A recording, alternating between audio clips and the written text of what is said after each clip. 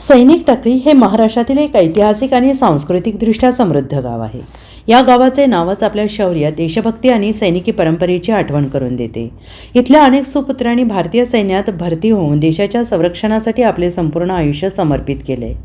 ग्रामीण जीवनातील साधेपणा, शेतीप्रधान अर्थव्यवस्था आणि देशसेवेचा अभिमान या तीनही गोष्टी सैनिक टाकळीच्या ओळखीचा अविभाज्य भाग आहेत. येथे परंपरा, आधुनिकता यांचा सुंदर संगम दिसतो, ज्यामुळे हे गाव केवळ एक भौगोलिक स्थान नसून प्रेरणादायी वारशाचे प्रतीक बनले आहे.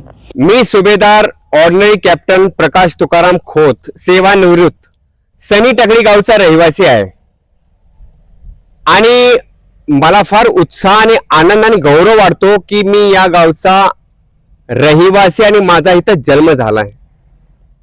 कारण सैनिक टाकळी हे गाव फार उत्साहाने घ्यायचं वाटतंय. कारण 1968 साली जनरल कुमार मंगलन साहब यहाँ पे आए थे, तो जब उनका स्वागत किया था तो स्वागत के समय पर रोड के दोनों तरफ से पूरे सैनिक, चाहे आजी सैनिक, माजी सैनिक, प्रॉपरली ड्रेस पे उनके स्वागत के लिए खड़े थे और उन्हें ये बोला कि ये तो गांव सैनिकों का गांव है, तो इस गांव का नाम तो सैनिक टाकली होना चाहिए. त्यापासून 1968 पासून या गावाचं नाव सैनिक टाकळी नाव ठेवलेलं आहे. याबरोबरच सांगायला फार उत्साह वाटतो की देशाचे रक्षण करण्यासाठी या गावचे 18 जवान शहीद झालेत. कहते हैं कि शहीदों के चिताओं पे लगेंगे हर बरस मेले, शहीदों के चिताओं पर लगेंगे हर बरस मेले, वतन पर मरने वालों का बाकी यही निशा होगा, बाकी यही निशा होगा. 18 जवान शहीद सिर्फ एक गाव के.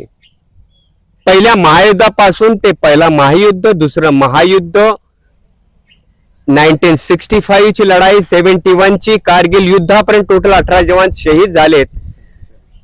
याबरोबरच 1987 साली शांती सैनिक म्हणजे विदेशात सुद्धा जाऊन आपली प्राणाची आहुती दिलीत. म्हणजे तिथं सुद्धा संघर्षमय काम केलेले आहेत फक्त हे सैनिक टाकळी गावाच.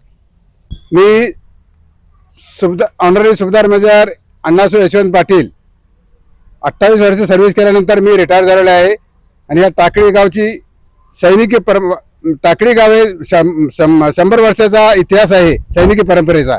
तरी या गावातून आज रोजी 18 लोक शहीद झालेले आहेत. तरी पूर्वी ब्रिटिश पासून 2014 पासून 2039 पासून जी सुरुवात झाली ते 2027 पर्यंत या कालावधीमध्ये 18 शहीद जवान झालेले टाकळीचे. या टाकळी गावाला सैनिक टाकळीची परंपरा, सैनिक टाकळी म्हणून उपाधी मिळालेली आहे. तर 1968 मध्ये रत्नाप्पा कुमार, आमचे आमदार रत्नाप्पा कुमार यांनी chief of the army staff Kumar Mangalam यांना टाकळी गावात बोलवलं होतं उद्घाटनासाठी. तर त्यावेळी आमच्या उद्घाटनच्या वेळी आमच्या गावचे जेवढे रिटायर झालेले फौजी होते आणि सर्व्हिसमध्ये होते त्यांनी सर्वांनी ड्रेस घालून रस्त्याच्या दोन्ही साईडला त्यांचं स्वागत केलं. तर त्या स्वागत पाहिल्यानंतर त्यांनी सगळे ड्रेसमध्ये भेटल्यानंतर आश्चर्य वाटलं. म्हटलं या टाकळीमध्ये सगळे सैनिकच आहेत. म्हणून त्या दिवसापासून या टाकळी गावाला सैनिक टाकळी असे उपाधी मिळाली. आणि या टाकळी गावाचा इतिहास फार मोठा आहे. मी सुभेदार पुंडलिक खराडे, बडोदा पलटणचा सुभेदार. 38 वर्षापूर्वी मी फौज सोडली, रिटायर झालो. तेव्हापासून या सैनिक संघटनेत किंवा सैनिकांच्या बद्दल जी माहिती मिळते त्यापैकी 2 शब्द मी तुम्हाला सांगणार आहे. आमची 65 और 71च्या दरम्यानची युद्धनीती, त्या युद्धनीतीप्रमाणे आमच्या गावचे 12 जण आम्ही टाकळी गावात भरती होऊन आर्मीमध्ये दाखल झालो. तेव्हापासून जी पूर्वीची जी पद्धत होती आर्मीची, ऑपरेशन ऑफ वॉर, ट्रेनिंग, त्या ट्रेनिंगप्रमाणे आम्ही अजून 80 वर्ष असून सुद्धा त्याच स्थितीत सैनिक म्हणून इथं वावरत आहे. कारण यापूर्वीचा आमचा इतिहास जो आहे तो फार प्रचलित झालेला आहे.